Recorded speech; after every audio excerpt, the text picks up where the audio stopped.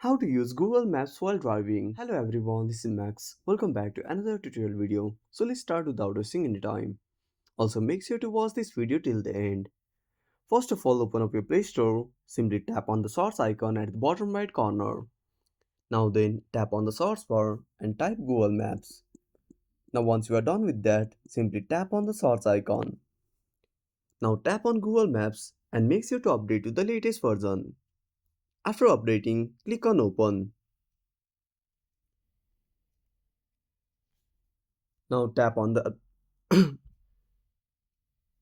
Now tap on the locate icon. Now click on turn on. Again tap on it. Now tap on done and simply tap on search here. Now search for your destination. I will type any location. Now select your destination. Now tap on the direction button. Now then simply tap on start. Head east on Joti Galley toward Joti Marg, then turn right onto Joti Galley. And that's it. Thanks for watching. Make sure to subscribe our channel and hit the bell icon. See you in the next video.